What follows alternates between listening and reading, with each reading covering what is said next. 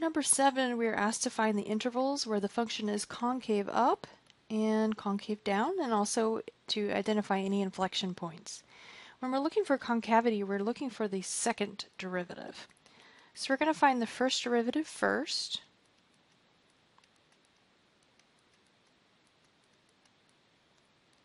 And then we're going to find the second derivative. The second derivative is what we use to identify intervals of concavity. Alright, so there's our second derivative. So we find the first derivative, and then after that we find the derivative again. So remember that you want to keep everything labeled. The original function, first derivative, and second derivative, all of them should be clearly labeled and identified. And remember that we're looking for the same things that we looked for before, but this time we're using the second derivative. We want to figure out if there's a place where the second derivative equals 0, or where the second derivative will come back undefined. So let's set our second derivative equal to 0. We're going to factor out a 36x. That leaves us with x minus 1. Set each one of these factors equal to 0. And we get x equals 0 and x equals 1. Remember that we're finding potential points of inflection here. There are no places where the second derivative will be undefined because there are no variables in any denominators. So we can separate our number line with x equals 0 and x equals 1 as our cutoff points. We're going to choose values to the left, to the right, and in between. So I'm going to choose -1 to the left, I'm going to choose 1/2, and I'm going to choose 2. These are our test values, and we're going to plug these values into our second derivative.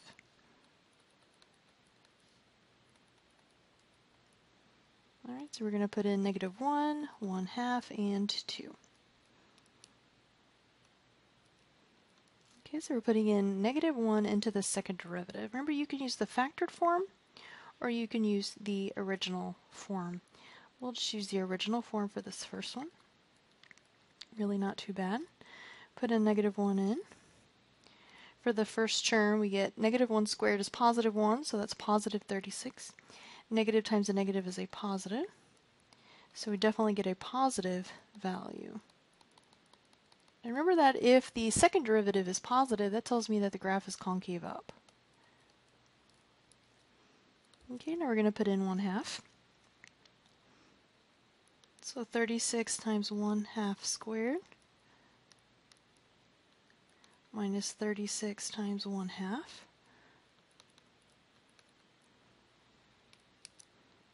36 times 1/2 squared, 1/2 squared is 1/4. 36 times 1/2, that's half of 36, that would be 18. If I divide 36 by 4, I get 9. 9 minus 18, it gives me a -9. This is definitely a negative value, which tells us that the graph is concave down in between 0 and 1. And then lastly, we're going to plug in a positive 2.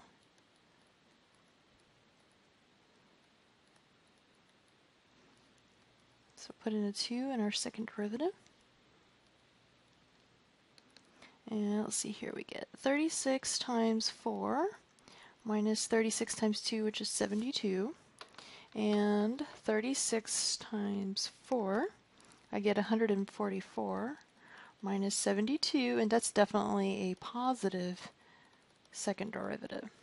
So here we're concave up.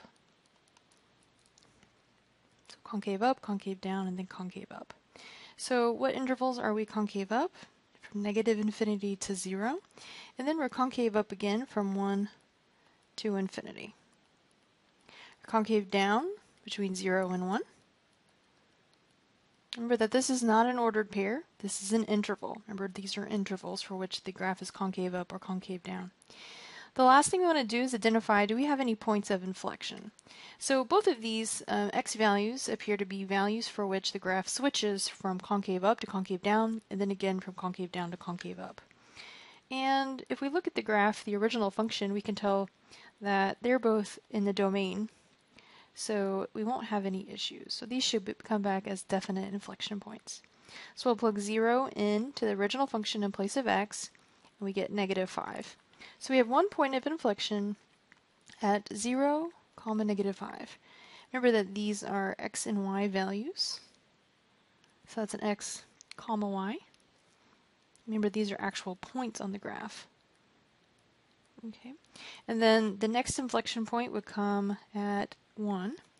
So x equals 1, and let's put that into the original function. So that would be 3 times 1 to the 4th minus 6 times 1 cubed plus 1 minus 5. 1's pretty easy. 1 to the power of 4 is just 1, so 3 times 1 is 3. This gives us minus 6 plus 1 minus 5.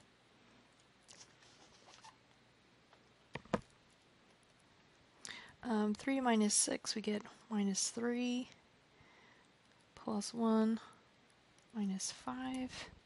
So we end up getting 3 minus 1 will be negative 2 minus 5. We end up getting negative 7. So our second inflection point would be 1 comma negative 7. So we have 2 points on the graph where we switch from concave up to concave down and concave down to concave up. And remember that these are intervals. That's important. These are x values only, and these are x and y values. So the last thing you want to do is to make sure it really is a point on the graph is to plug it back into the graph and make sure that it definitely gives us an x and a y value out.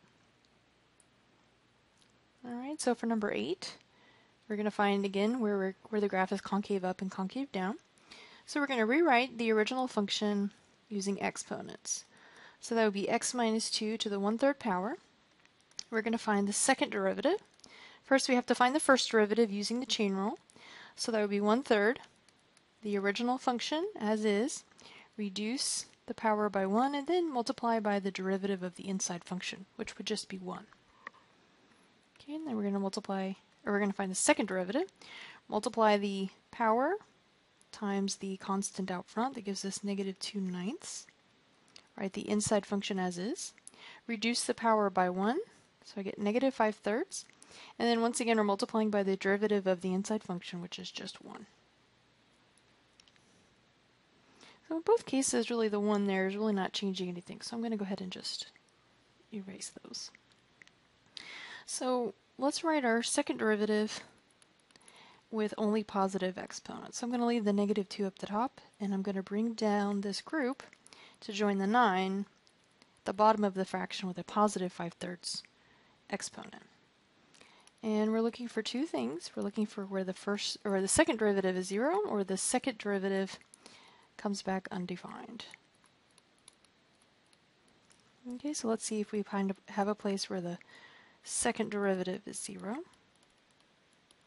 Set that second derivative equal to 0, put it over 1, and then cross multiply. So I get 0 equals the negative 2. So there are no places, no x values, for which the second derivative will turn out to be 0.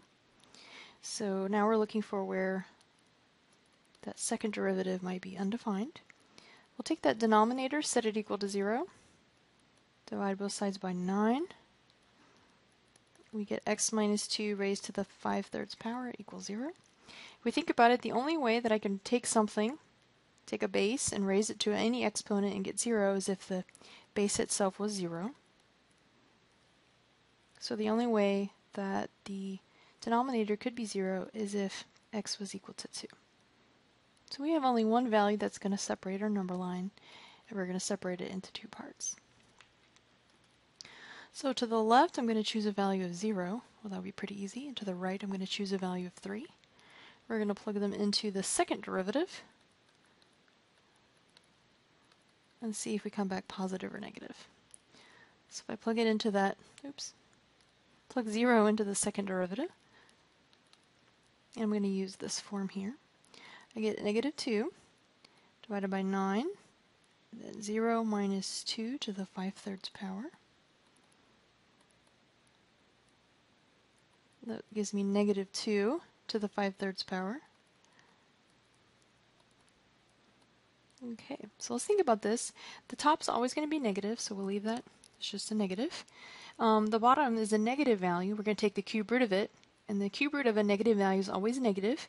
And then we're going to raise it to an odd power, which is also negative. And then we're going to get a negative value for this, negative 2 to the 5/3 power, and I'm going to multiply it by a positive.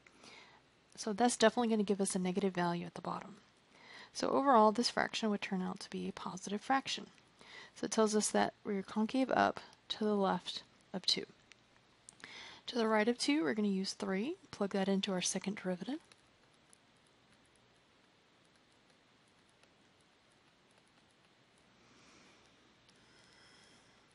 Okay, the top will always be negative, so we'll go ahead and write that negative down.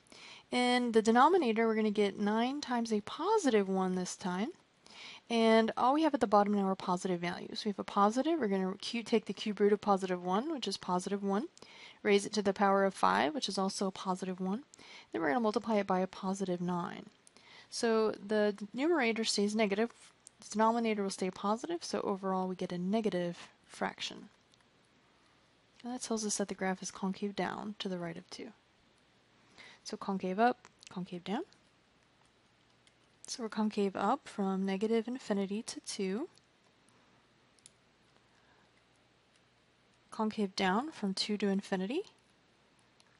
And then we want to verify that x equals 2 is really a point on the graph and see if it really serves as an inflection point. So we're going to plug it back into the original function, f of 2. And we're going to say it's the cube root of 2 minus 2, which of course is the cube root of 0, which is 0. So we do actually get a y value out. X value of 2 goes in, a y value of 0 comes out, so this is an x and y value that represents that inflection point.